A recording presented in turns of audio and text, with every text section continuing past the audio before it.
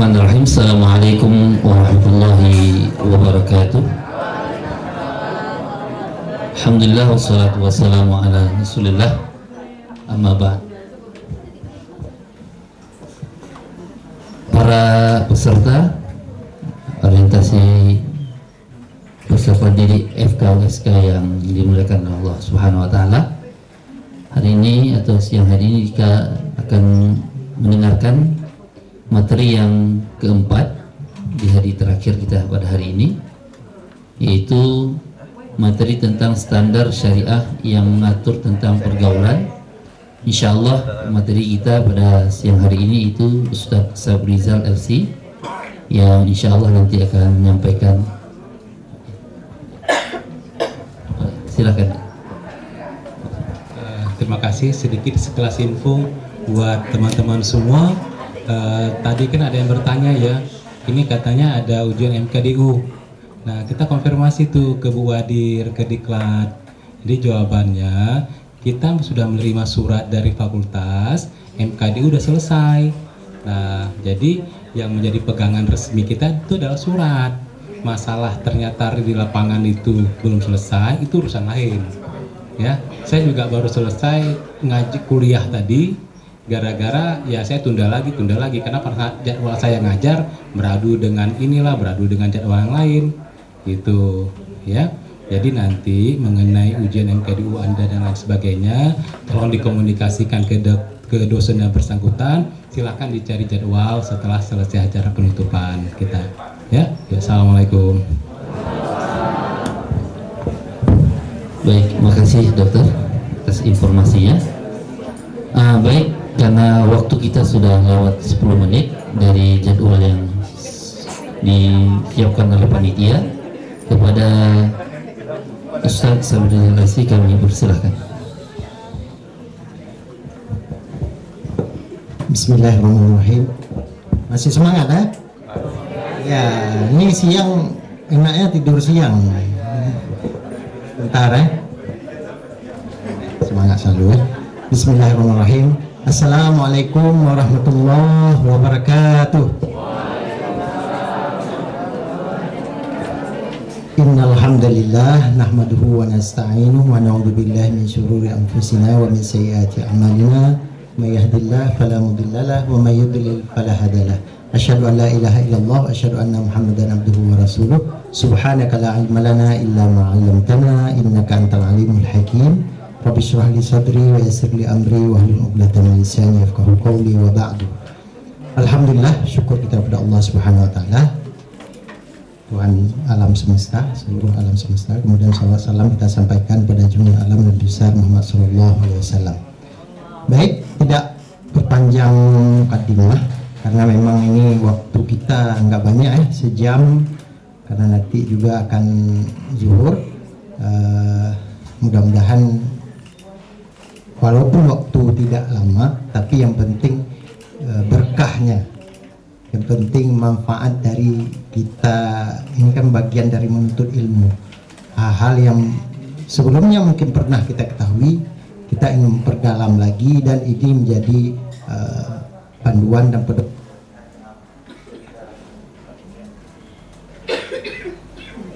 Ya, baik, mungkin tidak banyak yang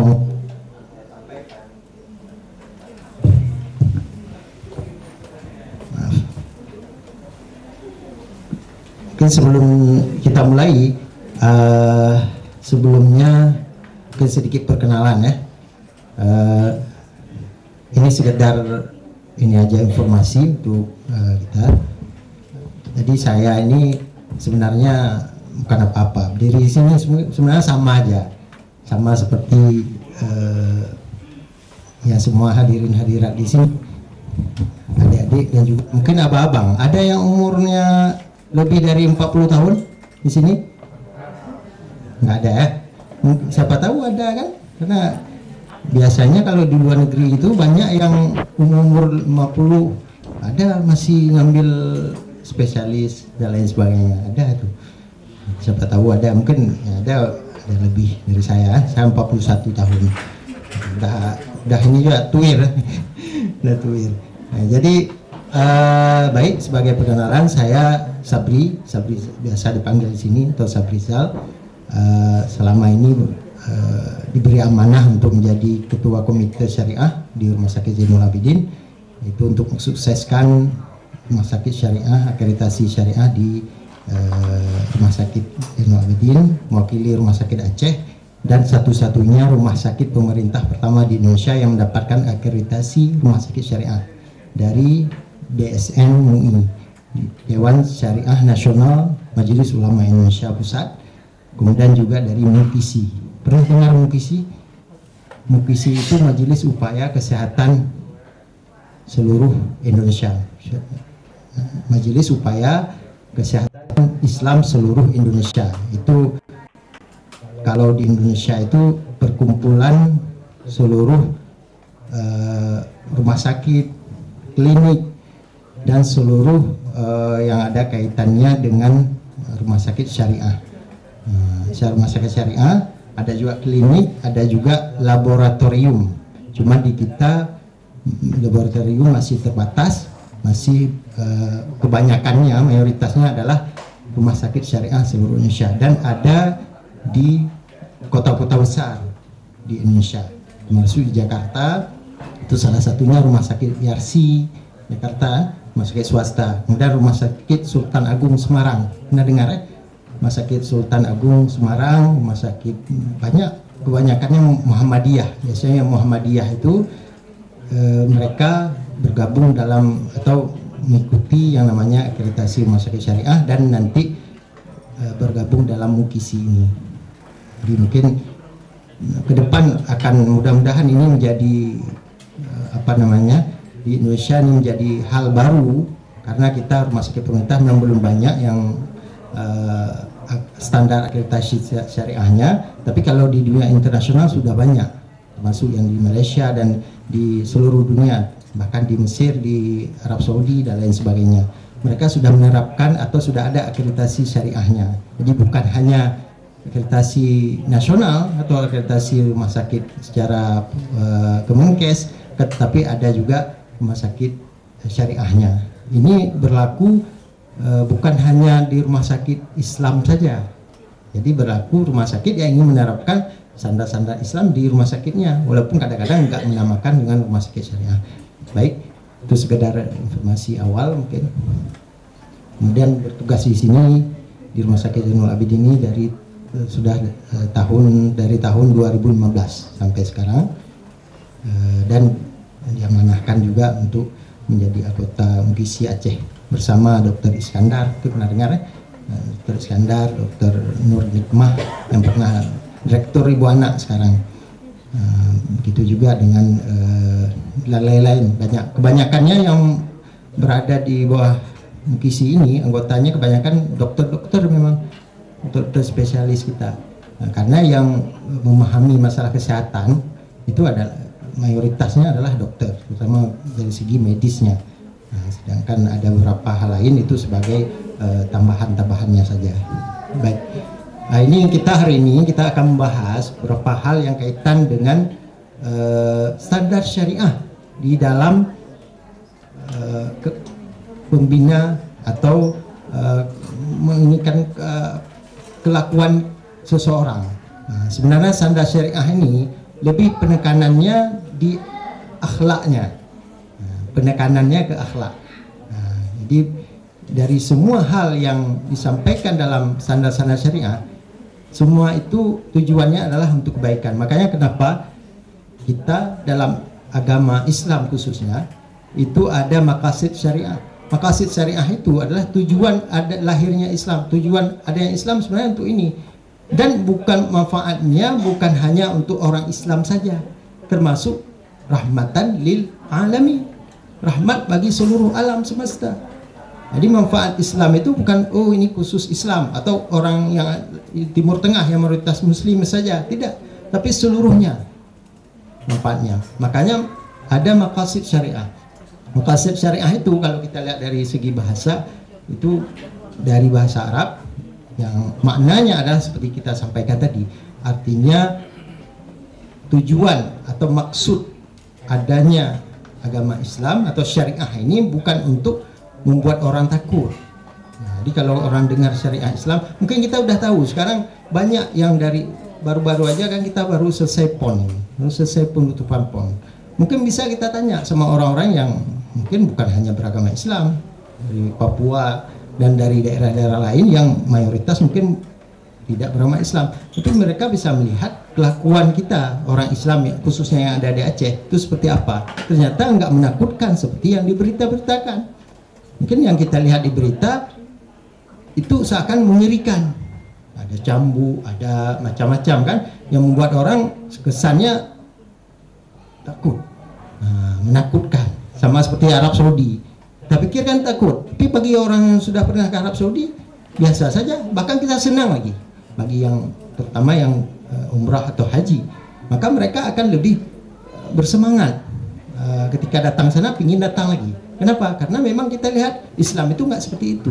Nah, maka sekarang sebenarnya apa yang dikembangkan oleh media-media yang mungkin yang mayoritas yang dari Barat yang tidak suka terhadap Islam, padahal orang non-Muslim yang mengerti tentang agamanya itu dia akan senang pada Islam.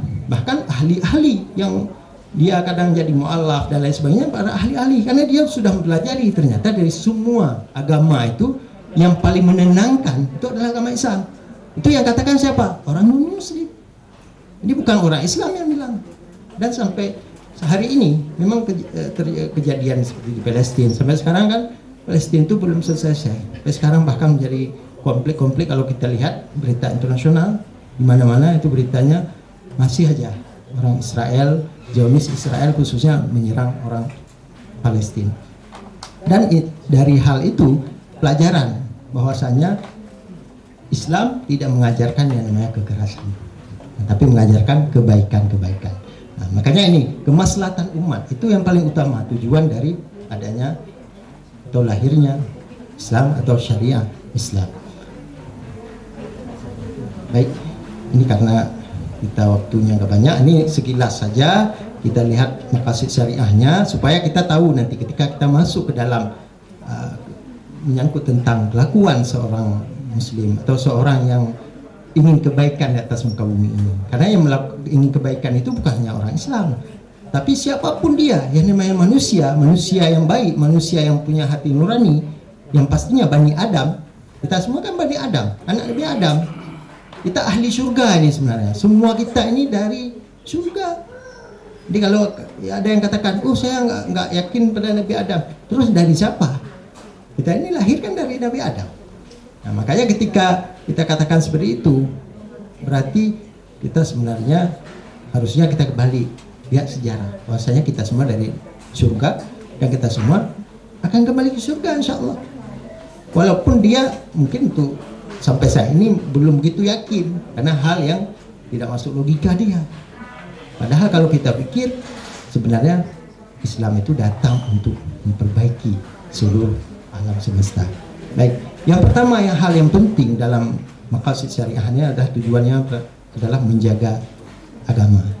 Menjaga agama tujuannya untuk apa? Supaya tidak dicampur adukan. Jadi agama ini sebenarnya ada toleransi. Kita kan sering dengan toleransi atas nama hak asasi manusia dan lain sebagainya. Namun tidak boleh melangkahi yang namanya agama. Agama lakum dinukum waliyadin. Islam, yakin dengan agamanya. Itu juga orang yang Kristen, Hindu, Buddha, Konghucu dan lain sebagainya. Intinya masing-masing yakin terhadap agamanya. Dan di situ la ikraha fiddin, tidak ada paksaan terhadap agama. Terutama kita di bagian kesehatan. Kita bisa dalam hal ini kita melayani orang siapapun dia, agama apapun, kita tidak melihat itu. Makanya kalau menyangkut tentang agama itu tidak boleh masuk ke ranah itu. Tapi yang harus kita masuk ke ranah itu adalah yang kedua ini. Yang kedua adalah hifzul nafs, menjaga jiwa. Jadi jiwa itu paling utama. Kalau kita nyawa, makanya kita hal utama setelah kita menjaga agama adalah menjaga jiwa. Jiwa itu paling kunci itu. Jadi kalau untuk keselamatan orang kita habis-habisan istilahnya. Kalau bisa gimana cara kita usahakan supaya dia aman, pasien kita selamat misalkan. kalau kita di rumah sakit. Orang yang kita bantu itu bisa selamat, karena itu hal penting yang diajarkan agama kita, khususnya agama Islam. Mungkin di agama lain ada juga hal seperti itu, karena semua agama pasti mengajarkan kebaikan, tapi tidak semua agama sama. Ini perlu catatan penting ini. Kadang-kadang ada yang mengatakan, oh, semua agama sama, semua agama mengajarkan kebaikan. Tidak sama.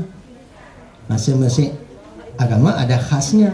Kita di Islam ada khasnya, yang mana tidak boleh dicampur adukan.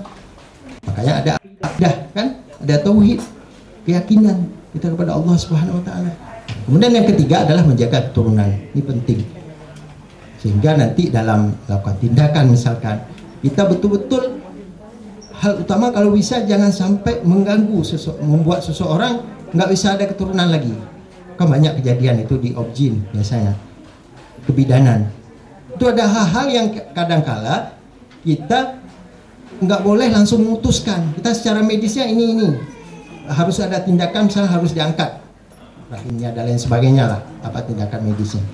Kita harus konsultasi dulu, lihat dulu, karena penting itu. Karena gara-gara kita angkat nanti ujung-ujungnya orang tidak bisa punya keturunan lagi secara medis. Tapi tidak ada yang tidak mungkin dalam agama kita. Kan tidak ada yang tidak mungkin. Yang dulu diponiskan sering kita dengar kisahnya. Nabi Ibrahim, Nabi Zakaria. Bahkan Nabi Zakaria dikatakan mandul. Dalam Al-Quran Allah mengatakan jelas itu. Tapi Allah bisa menjadikan atau akhirnya ada keturunan beliau, Nabi Yahya. Dan banyak kisah-kisah yang disebutkan dalam Al-Quran. Kemudian juga hifzul aql, menjaga akal, penting, jangan sampai akal ini tidak menjadi prioritas. Kemudian menjaga mal atau hifzul mal, menjaga harta. Baik, lanjut ya. Ini karena kita hari ini khusus membahas tentang pergaulan, maka dalam Islam itu pergaulan adalah sesuatu yang tujuannya adalah mulia, yaitu untuk ukhuwah Islamiyah. Ini pergaulan dalam perspektif Islam, ukhuwah Islamiyah. Ada satu lagi, ukhuwah insaniyah, hubungan dengan sesama manusia. Nah, ini juga hal yang penting selain membina hubungan sesama orang Islam. Jadi saudara kita itu bukan hanya Islam. Kalau dalam lingkup syariah memang yang dihitung saudara, siapa saudaramu. Ketika kan kita sering nih menghadiri pemakaman, menghadiri takziah, orang meninggal atau keluarga kita ada yang meninggal, ada duluan meninggalkan kita, itu pasti ditanya siapa saudara-saudaramu, diingatkan dalam wasiat kan ketika diturunkan jenazah, siapa saudara-saudaramu, maka jawabnya apa? Saudara-saudara saya adalah kaum muslimin dan muslimat. Itu kita jawab, karena saudara seakidah itu yang paling utama dalam Islam. Nah, sedangkan ada satu lagi, saudara insaniyah, sesama manusia. Jadi sama manusia seperti yang kita sampaikan di awal tadi, Bani Adam itu berarti anak Adam, semuanya sama, nggak ada beda. Makanya harus diperlakukan juga sama, nggak boleh dibeda-bedakan. Kalau dalam hal insaniyahnya, dalam hal kemanusiaannya, inilah sebenarnya hak asasi manusia itu masuk. Jangan hak asasi manusia HAM itu masuk ke ranah agama. Nah, ini bahaya. Nanti campur aduk, campur-campur, sehingga kita nggak tahu lagi yang mana yang sebenarnya yang benar. Nah, padahal hal yang paling utama itu adalah yang tadi itu saya jelaskan. Baik. Selanjutnya, pergaulan baik itu pastinya tujuannya adalah untuk keberkahan dan kebahagiaan. Sedangkan sebaliknya, tujuan kebalikan dari pergaulan yang baik adalah pergaulan yang bebas. Pergaulan bebas itu ujung-ujungnya adalah kerusakan dan kesengsaraan. Banyak dalil-dalil yang sering kita dengar mungkin. Bahral fasadu fil barri wal bahri bima kasabat aydin nas. Telah terjadi kerusakan atas muka bumi akibat olah tangan manusia. Begitu juga wala taqrabu zina innahu kana fahisyatan wa sa'a sabila.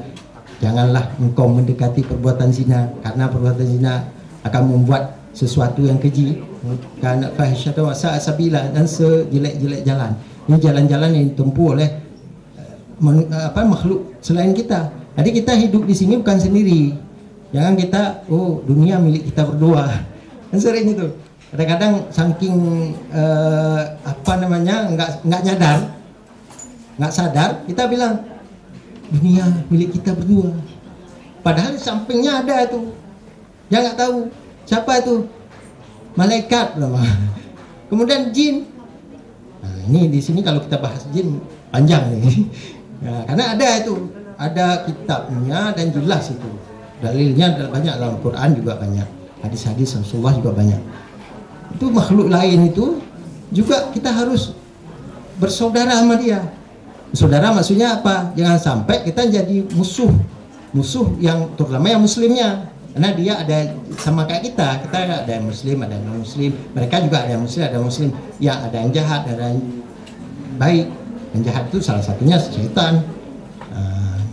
Jadi kalau ada hal-hal yang membuat apa namanya ini pergaulan bebas ini ujung-ujungnya adalah nanti membuat kita terjadi kerusakan, dipicu oleh diri kita sendiri dan juga makhluk lain yang mengganggu itu, makhluk lain, jin, jenis jin yang jahat, syaitan atau iblis. Ya, ayatnya ini jelas, ayat tentang bagaimana cara supaya kita dalil tentang kenapa kita harus membangun ukhuwah Islamiyah ini. A'udzubillahi minasyaitonir rajim. Bismillahirrahmanirrahim. Innamal mu'minuna ikhwatun fa aslihu baina akhawaykum. Nah, jadi sesungguhnya orang mukmin itu bersaudara. Jadi saling mengingatkan antara satu dengan yang lainnya. Dan dalil-dalil yang lain bisa dilihat sendiri nanti dalam Al-Quran dan seterusnya. Kemudian dalam pergaulan secara syariah ini masuk standar syariah, harus ada namanya niat. Jadi setiap kita berteman, berkawan, bersahabat, mau sama siapa saja, itu harus ada niat. Saya berkawan dia, berteman atau bersahabat dengan dia, tujuannya untuk apa? Kalau kita tujuannya lillahi ta'ala, maka akan dapat keberkahan tadi, akan dapat kebaikan. Jadi nggak sia-sia. Jadi sesuatu yang dimulai dengan niat pasti akan dapat manfaatnya. Innamal a'malu binniyat wa innamal likulli imri'in ma nawa. Sesungguhnya segala sesuatu itu dimulai dengan niat. Apabila kita niatnya baik, maka baiklah dapat hasilnya. Outputnya juga akan baik. Tapi sebaliknya, apabila kita niat berteman, berkawan, ada maksudnya, ada tujuannya, kan ada seperti itu. Di kehidupan kita sehari-hari pasti ada. Kita niat karena dia anak pejabat nih, atau anak orang kaya, anak seseorang yang sangat-sangat famous. Contoh Gibran. Gibran si ini kemarin yang kasih pesawat pribadi ya, jet pribadi. Itu berkawan karena niat itu. Bahkan mungkin dia berkawan sama yang punya siapa? Shopee ya. Ya ada kaitannya dengan itu katanya. Itu ada niat seperti itu, maka nggak dapat apa-apa. Tapi kalau niatnya memang sekedar berkawan, kebetulan qadarullah memang anak seorang pejabat, anak orang kaya dan lain sebagainya, itu nggak masalah. Tapi jangan karena itu. Kita berteman kadang-kadang kan suka seperti itu. Kita kadang-kadang nggak mau circle kita itu, kelompok kita itu masuk orang-orang yang kita pingin yang menengah ke atas saja berkawan. Berteman sama orang-orang frekuensi dengan kita. Kalau nggak sefrekuensi nggak berkawan, nggak berteman. Padahal hati-hati. Kalau orang suka seperti itu, nanti suatu saat sempat dia dalam keadaan nggak seperti itu lagi, berubah circle-nya, atau dia mungkin ada kesempatan kuliah di luar negeri atau kemana-mana, nanti lihatlah nggak ada yang kenal. Di sini kan banyak artis, selebriti, macam-macam. Ini mungkin saya sendiri mengalaminya dulu waktu tsunami, sebelum tsunami. Alhamdulillah saya qadarullah ada di Kairo dan juga di beberapa negara lain.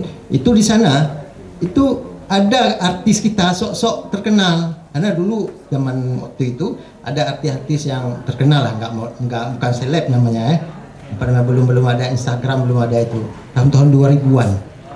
Itu ada kadang-kadang merasa diri kayak dia terkenal, dipikir orang Indonesia semua kenal sama dia, padahal banyak nggak tahu, apalagi orang luar negeri. Jadi jangan merasa diri kita, oh karena saya udah terkenal, saya biasa saya datang kemana-mana, enak-enak kita, nggak bisa. orang lain, bahkan ada yang nggak kenal nama negara kita. Ini serius kenyataan. Kita bilang Indonesia, where Indonesia? Fien Indonesia, bahasa Arabnya. Di mana Indonesia itu? Bali, you know Bali? Kita takrif Bali, kamu tahu Bali? Dia bilang. Ternyata dia Bali tahu, Indonesia nggak tahu. Nah, ini pernah kejadian. Dan ada hal lain yang mungkin menurut kita, makanya kita nggak boleh merasa diri tinggi itulah. Maka niat, harus ada niat. Saya berteman, berkawan, bersahabat itu karena Allah. Sama siapapun. Jadi kalau berteman tuh nggak ada harus, oh ini agama saya nih, nggak mau berteman, nggak mau sahabat, nggak apa-apa sahabat. Cuma ada yang tadi kita bilang tuh, ada hal yang memang lakum dinukum waliyadin. Agamamu agamamu, agamaku agamaku. Ini harus niat karena Allah Subhanahu wa Ta'ala. Selanjutnya adalah kaitan dengan niat memenuhi hak saudara. Jadi dalam hal menjalani kehidupan ada hak saudara kita. Antaranya ini seperti dalam hadis Rasulullah SAW, apabila engkau bertemu, ini khususnya sama muslim, itu haknya adalah mengucapkan salam. Nah, ini di sini di ZA kita membiasakan yang namanya 3S, senyum, salam, sapa. Sudah masuk. Bahkan salah satu kita ambil aja satu S saja, salam, itu udah masuk situ sapa, udah ada salam. Kan nggak mungkin orang salam, assalamualaikum warahmatullahi wabarakatuh. Kan mungkin, assalamualaikum warahmatullahi wabarakatuh. Atau assalamualaikum, assalamualaikum, pasti ada sapa dan senyum. Nah, jadi kalaupun di luar itu, ya 3S nggak masalah, kita biasakan, kita amalkan. Nah, jangan menjadi hal yang canggung. Kadang-kala kita gini ketemu orang, kebetulan kita nggak kenal, itu nggak mau kita ucapkan salam. Yang kenal aja. Padahal jelas hadis Rasulullah, salam itu, mengucapkan salam itu ke siapapun, baik yang kamu kenal ataupun tidak kamu kenal. Kalau kita merasa, misalkan kita melihat ini orang Islam misalkan, tapi kalau non Muslim itu cukup dengan sapaan biasa, nggak mesti salam, karena ada aturan juga dari Rasulullah. Artinya ada cara-cara. Kalaupun kita ingin mengucapkan ya assalam, assalam, nggak perlu ini kan, atau sebatas selamat dan lain sebagainya, itu boleh. Jadi ada hadis Rasulullah yang mengatakan seperti itu. Nah, makanya nanti jawabnya pun kalau ada ada orang yang selain Islam mengucapkan salam, maka cukup jawab waalaikum, waalaikum. Nah, nggak mesti harus kita mengucapkan secara penuh. Nah, ini ada cara lain, ataupun dengan sapaan-sapaan lainnya, nggak mesti. Nah, ini memang ada, kalau dalam Islam ada anjuran atau ada arahan dari Rasulullah SAW seperti itu. Nah, kemudian selain itu, nah ini karena ada beberapa hal apabila engkau diundang, penuhilah undangannya. Nah, undangan perkawinan, pernikahan, atau undangan akikah, nah, boleh. Atau undangan, sekarang undangan maulid undangan maulid, tapi tergantung keyakinannya. Karena maulid juga secara ini kan adat, itu bagian adat, bukan satu hal yang menyangkut tentang syariah Nah, tapi itu adat. Biasanya kalau kita di Aceh malahan sampai 4 bulan. Nah, bagi yang orang selain mungkin yang sini yang bukan Aceh itu mungkin harus tahu, mungkin yang udah lama di sini mungkin udah paham sampai 4 bulan. Kalau di luar Aceh mungkin tidak seperti itu. Nah, ya silakan kalau memang diundang untuk makan, tapi bukan niat yang lain-lain. Nah, untuk memperkuat, pererat silaturahim, ya silakan. Nah, kemudian yang selanjutnya adalah apabila engkau diminta nasihat, berilah nasihat padanya. Jadi hal yang baik yang diminta maka sampaikan. Apalagi kita nih yang profesi dokter, nanti itu akan banyak yang ketemu kita yang tanya, gimana dok, ini. Itu sebisa mungkin, sepatasnya jangan kita pelit dalam membagi ilmu. Karena orang yang baik itu khairun nas anfa'uhum linnas. Sebaik-baik manusia itu adalah manusia yang paling banyak manfaatnya untuk orang lain. Jadi bukan untuk manfaat untuk diri sendiri. Kalau untuk manfaat diri sendiri, nggak mesti jadi dokter, nggak mesti jadi suatu profesi yang menyangkut tentang pelayanan. Cukup kerja untuk diri kita aja. Tapi nggak bisa. Namanya kehidupan ini kita ada interaksi dengan orang lain, ada muamalah namanya. Kalau muamalah itu yang tadi itu, kita nggak lihat siapa, dari mana dia, agama apa dia, atau dari ekonominya seperti apa, nggak kita lihat. Tapi yang kita lihat itu orangnya. Ketika dia tanya, ya pasti orang, nggak mungkin yang tanya yang lain kan? Kan nggak mungkin menauzubillah binatang tanya sama kita, kan nggak mungkin. Tapi binatang itu menjadi pelajaran untuk kita. Kita bisa ambil ilmunya dari dia. Tapi nggak mungkin dia minta sama kita. Atau jin. Nah ini nggak ada. Kalau ada yang bilang ngomong sama jin, oh jin ini minta pertolongan saya, atau kita minta pertolongan sama jin. Nah ini mustahil. Mustahil. Nggak bisa kita minta pertolongan sama jin. Jin pun nggak bisa minta pertolongan sama kita. Masing-masing alam sendiri. Nah, jadi kita interaksinya dengan manusia secara maksudnya ingin minta nasihat atau sebaliknya. Jadi itu merupakan bagian daripada hak, kewajiban juga kepada kita. Kemudian apabila bersin, maka mengucapkan alhamdulillah. Alhamdulillah orang yang bersin, yarhamukumullah bagi orang yang mendengar. Kemudian yahdikumullah wa yuslihu balakum. Nah ini bagian hak orang muslim yang dipenuhi. Nah, yang memang kita dianjurkan untuk memenuhinya. Kemudian yang terakhir adalah apabila sakit, yang kedua terakhir, apabila sakit jenguklah dia. Nah, kemudian apabila meninggal, antar dia atau iringi jenazahnya sampai ke makam. Ini hadis sahih. Nah, ini bagian dari hal penting dalam kita menjalani kehidupan kita sehari-hari.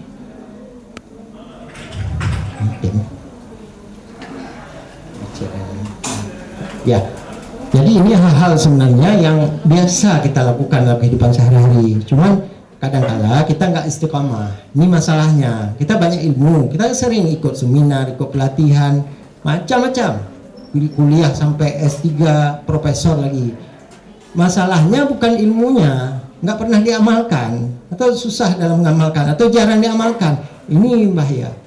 Kemudian kalaupun diamalkan, diaplikasikan dalam kehidupan sehari-hari, sekali-sekali, pas perlu aja. Pas nggak perlu, nggak laksanakan. Jadi orang yang paling baik itu bukan orang yang mengerjakan sesuatu pekerjaan sekali saja dalam kehidupannya, walaupun itu ada manfaat. Tapi orang paling baik itu adalah orang yang ketika dia melakukan sesuatu, dia itu konsisten dengan yang dia lakukan, atau istiqamah membahasa agamanya. Ahabbul a'mali ilallahi adwamuha wa in qalla. Walaupun pekerjaan itu, perbuatan itu sedikit, kecil. Contoh, kita ambil sampah yang lempar sembarangan, atau ada orang yang buang, sekarang kan sering gitu. Pikir nggak dosa, padahal masuk dosa nih. Orang yang buang sampah dalam mobil kendaraan, lagi kendaraan, naik mobil, buka jendela, lempar. Mungkin salah satu dari kita ada, atau kita sendiri ada.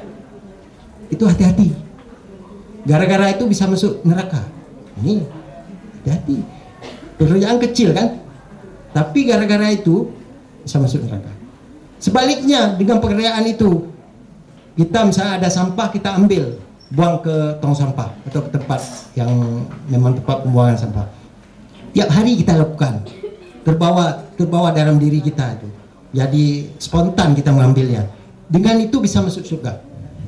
Karena seseorang bisa masuk surga bukan karena amalnya banyak, bukan karena ibadahnya banyak, atau pendidikan agamanya tinggi, atau manfaatnya terhadap umatnya banyak.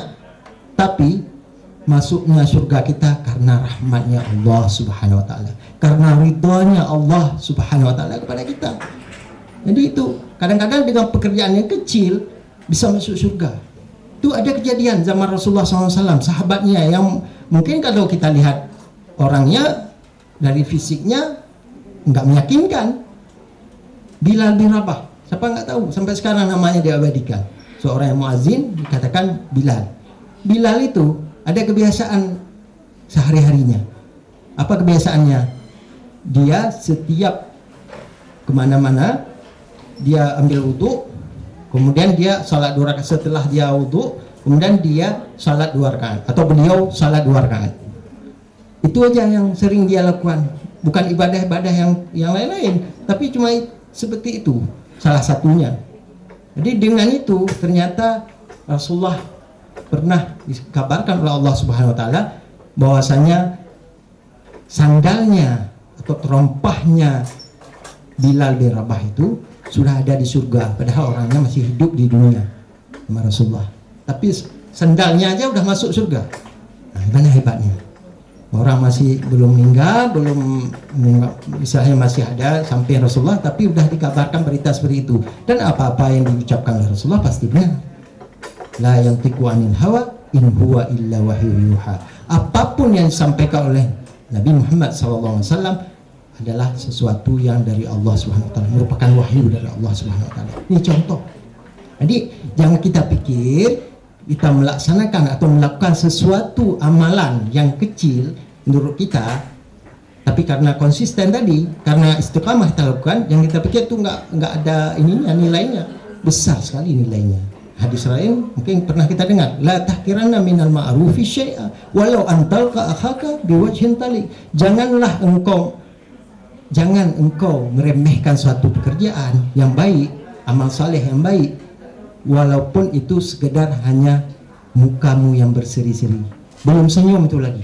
Kalau bunyi hadis ini kalau kita terjemahkan itu apa namanya, la tahkiranna minal ma'rufi walau antalqa akhaka biwajhin talik. Talik itu belum senyum, karena senyum bahasa Arabnya tabassum, ibtisama.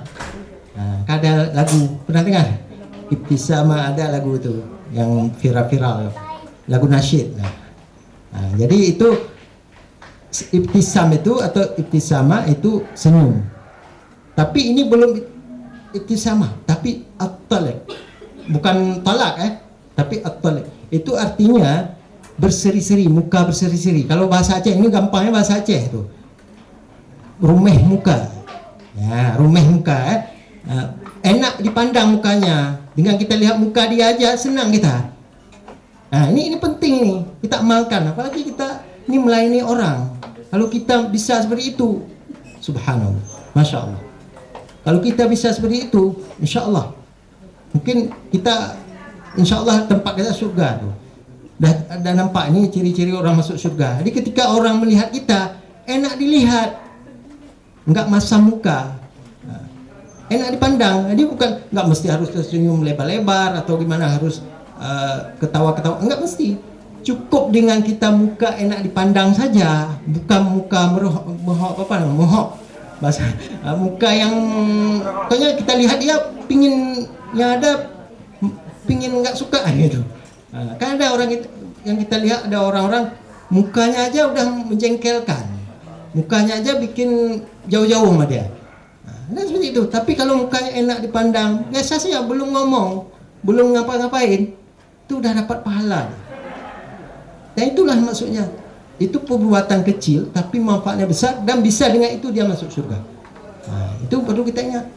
Kadang-kala dia mungkin ibadahnya kurang, tapi dalam hal ini, karena muamalah tadi, ke siapapun, jadi nggak dihitung untuk berarti yang senyum atau apa namanya berseri-seri, muka berseri-seri itu cuma untuk orang muslim saja atau muslimah saja, enggak, ke siapapun. Jadi hadis ini berlaku ke semua. Lalu zaman Rasulullah itu kalau lihat kisahnya, kita baca kisahnya, masya Allah, banyak sekali Rasulullah itu dengan beliau datang saja, orang Yahudi pada saat itu istilahnya minta kalau bisa jangan jauh-jauh dari Rasulullah. Yang pada akhirnya yang sebelumnya nggak kenal Islam, ingin mengenal Islam, masuk Islam tanpa disuruh, tanpa diajak Rasulullah, tanpa diajak sama Rasulullah SAW, bisa masuk Islam. Ada kisahnya itu, yang ketika Rasulullah lewat, setiap hari beliau lewat, diludahin. Harusnya itu kan jadi musuh bebuyutan kita itu. Ada seorang yang memang benci sama kita, habis itu melakukan sesuatu yang kita nggak sukai, diludahin setiap saat, yang pada akhirnya dia sakit satu hari, dia nggak ludahin lagi karena nggak ada di simpang itu.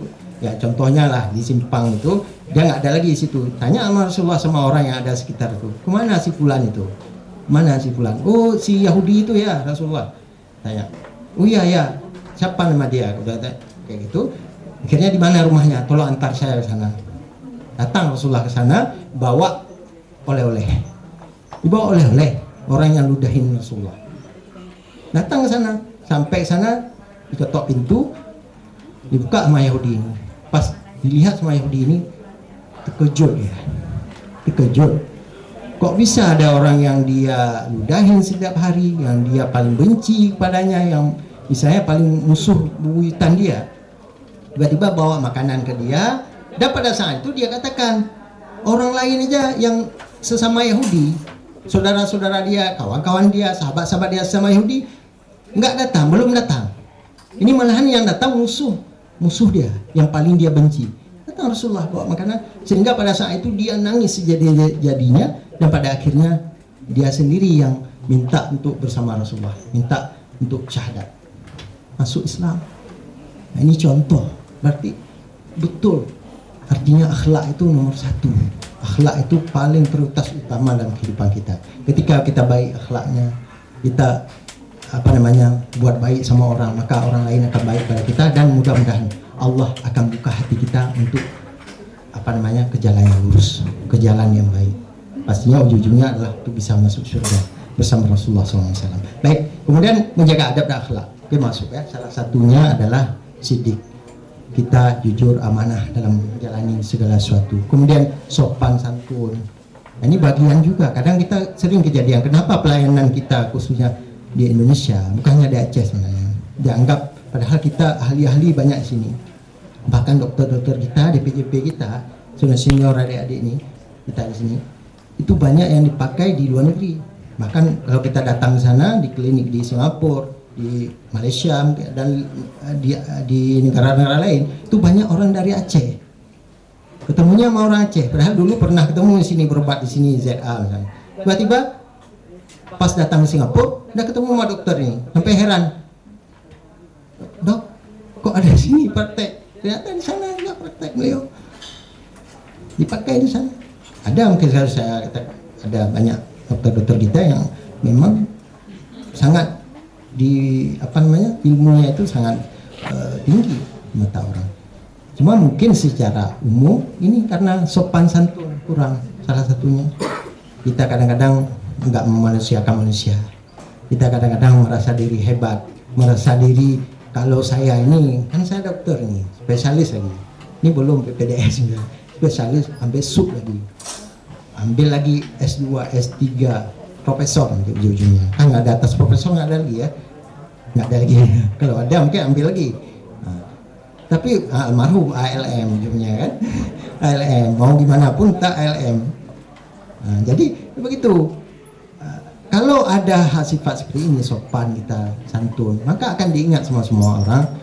Dan walaupun kita namanya manusia nggak perfect, namanya manusia nggak mungkin sempurna, tapi kita berusaha untuk itu, berusaha untuk menjaga itu. Ketika kita baik sama orang lain, maka insya Allah orang lain akan baik sama kita.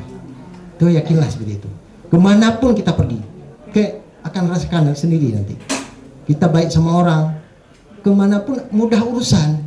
Habis itu mungkin agak kita saklek nih, kita butuh sekali bantuan, udah nggak tahu lagi kemana nih, mau tanya apa atau sesuatu yang kita butuhkan, tiba-tiba ada jalan keluar.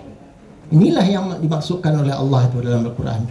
A'udzubillahi minasyaitonir rajim. Bismillahirrahmanirrahim. Wa may yattaqillaha yaj'al lahu makhraja wa yarzuqhu min haitsu la yahtasib.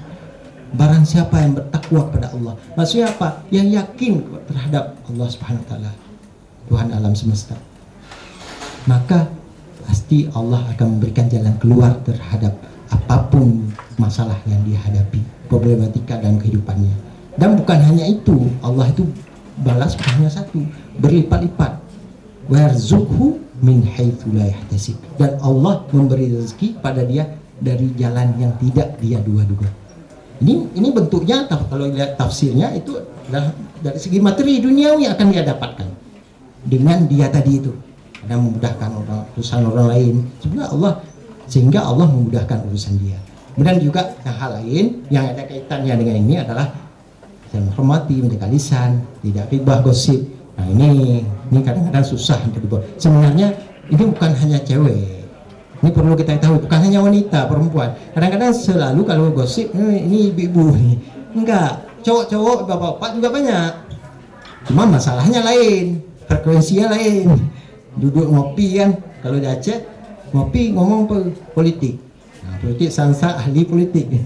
Padahal dia nggak paham, nggak ada ilmunya, ahlinya di bidang itu. Ngomong tak kemana-mana. Terus yang nggak benar, udah benar menurut dia, disampaikan terus. Nah ini hati-hati, masuk minimal itu kan gosip. Yang maksimalnya itu ini fitnah, namimah. Namimah itu adu domba. Kita fitnah orang, padahal itu nggak sesuai dengan yang kita katakan, nggak sesuai yang kita fitnahin. Maka dosa namimah itu tanggung oleh kita. Jadi ketika namanya tanggung itu berarti kita harus menanggung dosa orang yang kita fitnahin.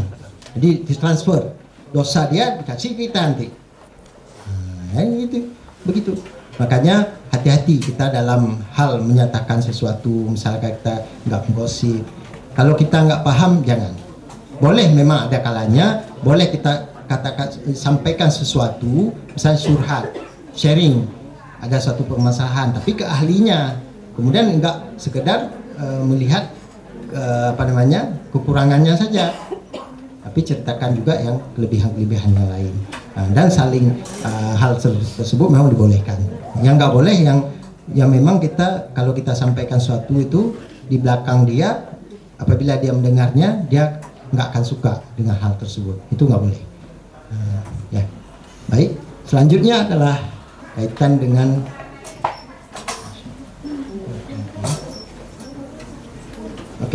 yang menghormati orang lain. Mungkin seperti yang kita katakan tadi ada kaitannya menghormati orang lain. Artinya ketika kita lihat orang yang lebih tua sama kita, berarti kita menghormatinya. Kalau di bawah kita, berarti kita menyayanginya. Ini ada kaitan dengan hal yang viral sekarang. Kaitan dengan perundungan. Nah, ini sebenarnya bukan hanya di instansi yang kaitannya dengan pelayanan kesehatan, yang lain juga banyak. Kenapa sebabnya? Ini salah satunya. Kita suka kadang-kadang nggak sadar kita mengolok-olok orang, nggak sadar kita mencela-cela orang. Dengan itu akhirnya membuat orang lain tertekan. Nah, ini sebenarnya ada solusi yang diberikan oleh Rasulullah SAW. Dalam doa yang dipraktekkan oleh Rasulullah, dan sebenarnya merupakan bagian supaya kita mengikutinya juga sebenarnya.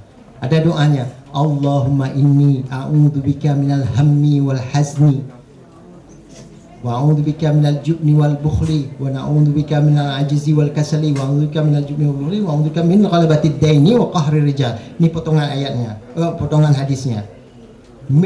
Yang terakhir ini, min ghalabatid daini wa qahri rijal.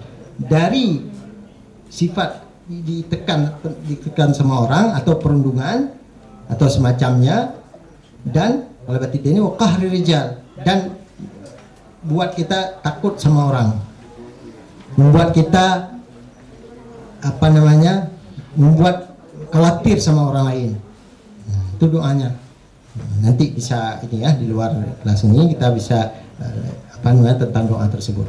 Nah, yang intinya adalah kita tidak boleh membuli atau melakukan perundungan terhadap orang lain, siapapun dia. Jadi jangan sampai kejadian-kejadian yang kemarin yang viral-viral ini ada di tempat kita. Walaupun kita sebenarnya saya kemarin baru melihat yang disampaikan saya berita kalau kita termasuk salah satunya Aceh yang tanda kutip udah mau merah.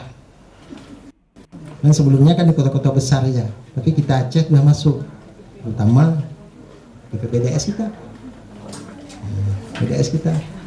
Wallahu alam, siapa yang melakukan, kita nggak lihat bagian mana ya. Tapi intinya mulai ada itu dari dulu sebenarnya, cuma baru mulai ini gara-gara viral beberapa bulan terakhir ini. Makanya kita hati-hati jangan sampai, karena itu bagian sesuatu yang membuat kita dosa nantinya. Jangan sampai. Jadi jangan sampai kita istilahnya dendam. Udah kita diperlakukan seperti itu, akhirnya kita balas. Padahal Rasulullah kan menampakkan yang kita ceritakan tadi. Ke musuhnya saja bisa baik, gimana cara? Kita bukan berarti nggak bisa, bisa seperti itu. Kalau kita mau, ya, niat untuk supaya walaupun nggak 100% bisa kita mengikuti. akhlak Rasulullah, minimal setengahnya, 50%-nya bisa kita ikut. Mudah-mudahan kalau kita bisa seperti itu, mudah-mudahan nanti kita bisa bersama Rasulullah SAW di surganya Allah Subhanahu wa Ta'ala. Baik. Selanjutnya kaitan dengan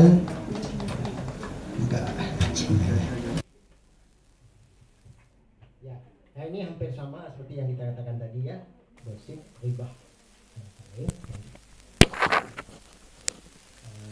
Namimah juga sama penjelasannya tadi. Ya, ini bagian lain yang mana kita diperintahkan oleh Allah untuk menundukkan pandangan. Walaupun yang indah-indah itu sebenarnya disuruh lihat kan, tapi beda. Kalau kita belum ada haknya, maka tidak dibolehkan. Ini penting, gara-gara ini bisa menyebabkan hal lain nanti. Nah, ini sebagaimana dalam surah An-Nur. Next. Ya, ini di dalam SOP kita di rumah sakit Zainul Abidin khususnya dan rumah sakit yang menerapkan rumah sakit syariah, maka hal ini sudah jelas. Artinya melakukan tindakan atau melakukan tindakan medis dan lain sebagainya itu harus ada mahramnya. Kalau bukan mahram nggak boleh sentuh. Memang kita ada pasien kan macam-macam. Nah, jadi harus ada mahramnya yang mendampingi, baru kita boleh melakukan tindakan seperti itu. Misalkan pasiennya wanita, maka ada suaminya, ada siapanya, adik yang laki-lakinya dan lain sebagainya.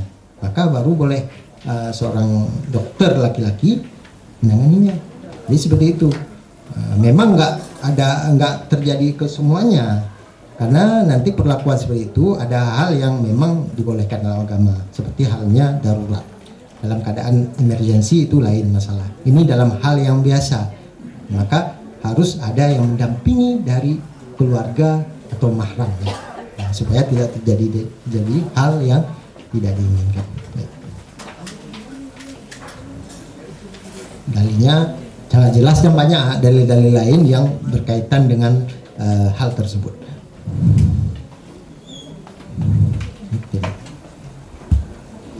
Ini ikhtilat, maksudnya adalah bercampur. Nah, ini enggak ikhtilat. Kalau ikhtilat itu di tengah-tengah cewek ada laki satu di situ, terus di ujung sana ada cowoknya, terus depan sini ada, itu maksud ikhtilat. Kalau udah pisah-pisah seperti ini, nah ini bukan ikhtilat. Ini juga dilarang dalam agama kita, khususnya yang agama Islam ya. Di agama lain saya nggak tahu. Intinya pasti arahnya adalah untuk kebaikan sebenarnya. Arahnya untuk supaya jangan terjadi hal-hal yang tidak diinginkan. Jangan kita biasanya sering membiasakan hal yang menurut kita adat istiadat atau budaya. Padahal adat istiadat itu salah. Maka nggak boleh dibiasakan seperti itu atau dibenarkan hal seperti itu. Karena nanti ujung-ujungnya akan terjadi hal-hal yang tidak diinginkan. Baik. Lanjut. Ya, sedangkan khalwat lain lagi. Khalwat itu berdua. Itu udah paham ya? Berdua-duaan yang bukan mahram. Tapi kalau suami istri udah nikah, bukan tunangan ya. Beda. Udah paham ya? Beda tunangan sama nikah. Kalau tunangan masih statusnya apa istilahnya pacaran dan lain, itu sama statusnya. Belum pasti karena bisa tikung. Banyak kejadian di tikung tiba-tiba udah bertahun-tahun tunangan ya. Makanya tunangan itu sunnahnya itu jangan terlalu lama. Kalau terlalu lama tikungan banyak, nanti tiba-tiba udah tikung sama orang baru kenal. Nah, makanya hati-hati, ini bagi yang belum nikah. Oke, udah nikah pasti tahu lah. Nah, jadi seperti itu. Jadi hati-hati jangan sampai kita memberikan peluang-peluang hal seperti ini. Jangan terjadi khalwat dan nanti ujung-ujungnya akan terjadi yang tidak diinginkan. Ya, ini puncaknya. Ketika tadi kita misalnya mengabaikannya, kita membiarkan biasa saja, ujung-ujungnya akan terjadi ini. Nah, ketika terjadi ini maka kita akan melakukan dosa besar yang mana bisa diampun dengan taubat nasuha. Baru Allah akan memberi ampunan. Hati-hati sebelum terjadi hal seperti itu, jangan yang tadi itu, jangan kita mendekati hal seperti itu. Baik. Ya. ini sudah kita jelaskan seperti tadi, artinya memang muamalah ini perlu dan penting sekali dalam kita menjadi untuk menjalin pergaulan di antara kita. Oke. Ya, ini kaitan dengan etika seorang dokter muslim. Itu ada di sini protap kalau di rumah sakit ZA dan rumah sakit syariah juga menerapkan sebelum melakukan segala sesuatu atau melakukan tindakan dan lain sebagainya maka baca basmalah kemudian diakhiri dengan hamdalah. Oke, bisa dilihat di tempat cuci tangan cuci tangan itu ada baca bismillah. Itu karena beda dengan yang kita nggak baca bismillah dengan kita baca bismillah. Kalau kita baca bismillah dapat pahalanya berkah. Kalau kita nggak baca bismillah nggak dapat apa-apa. Sesuai ininya sesuai WHO, tapi yang nggak dapat apa-apa. Makanya kita mau yang mana? Kalau kita mau dapat bonusnya ya seperti tadi, baca bismillah, akhiri dengan alhamdulillah. Lanjut. Saya kira ini bagian dalil yang mana ini menjadi hal penting supaya kita bisa memahami tentang tadi itu. Mengucapkan hal yang baik, kemudian semata-mata kita melakukan itu karena Allah Subhanahu wa taala dan bisa betul-betul pasien itu menutup auratnya. Itu kita memberikan saran, memberikan nasihat supaya pasien itu pas kita datang ke situ enggak terbuka gitu. Nah sering tuh, biasanya di OK, di ruang operasi itu kadang-kadang pas datang pasien karena dia mungkin udah kita anestesi, udah kita bius, tiba-tiba kita buka terus. Padahal yang perlu dioperasi itu bagian perutnya misalnya. Akhirnya kita buka semua di badan. Nah ini berarti nggak menjaga aurat. Jadi menjaga aurat itu nggak mesti ke orang yang hidup saja. Maksudnya orang yang sadar saja. Orang yang nggak sadar pun harus jaga auratnya. Termasuk yang tadi itu orang yang udah meninggal pun harus jaga. Jadi walaupun mayat jenazah itu nggak bisa kita buka kayak itu aja. Makanya ada adabnya. Adab supaya kenapa jenazah itu harus dijaga juga auratnya. Karena kita ketika menjaga aurat orang, maka Allah akan menjaga aurat kita. Next. Ya, nah ini mungkin kita udah paham nih. Kita pasti disumpah sebelum jadi dokter, ada sumpah dokter. Maka dalam hal ini pasti masuk hal-hal yang kaitannya dengan menjaga harkat martabat aurat. Oke, itu hal beberapa hal mungkin Anda mengingat juga waktu jam berapa? Ya. Nah, jadi ada beberapa hal yang bisa saya sampaikan. Mudah-mudahan nanti yang belum dipahami bisa ditanyakan dan hal lain. Insya Allah kan akan ada lagi nanti orientasi ya. Nah, setelah ini karena khusus Samara program khusus ini. Nah, setelah ini akan jadi orientasi. Mudah-mudahan nanti akan lebih mendetail lagi penjelasan tentang hal ini, terutama ketika kita bergabung di Rumah Sakit Zainul Abidin. Demikian saja, lebih dan kurang saya maaf. Subhanakallah wa bihamdika asyhadu an la ilaha illa anta astaghfiruka wa atubu ilaik. Assalamualaikum warahmatullahi wabarakatuh.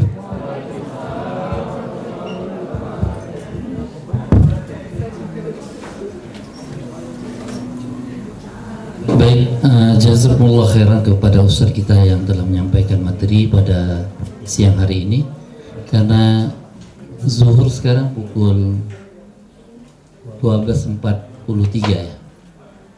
Jadi ada waktu untuk kita istirahat dan makan siang sudah disiapkan di luar. Maka kami selaku moderator pada dari tadi pagi sampai siang hari ini, mohon maaf atas segala kekurangan.